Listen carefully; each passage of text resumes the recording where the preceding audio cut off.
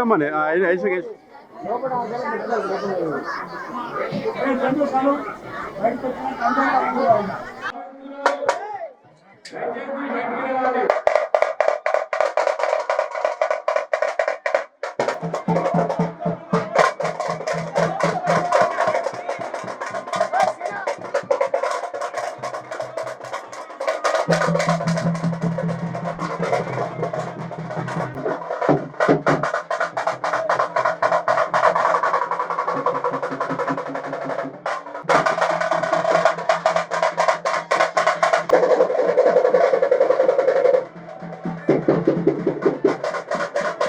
పోచమ్మ దేవాలయం, గుండు పోచమ్మ దేవాలయం గత 400 సంవత్సరాల పాత గుడి.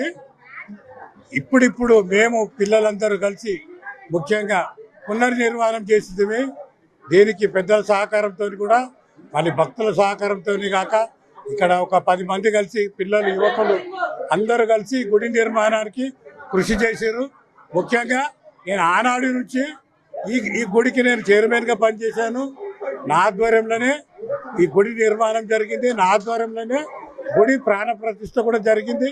నా ఆధ్వర్యంలోనే గత 15 సంవత్సరాల ముందు నేనే ఈ గుడి యొక్క నిర్మాణానికి అనుకున్నాను. కాబట్టి దేవరయ్య అంజాల్ ఇతను మా గుడికి డోర్ కూడా గిఫ్ట్ చేయడం జరిగినది. అదే కాకుండా రాహుల్ అనే వ్యక్తి కూడా ఒక డొనేషన్ చేసాడు గొల్లపెట్ట.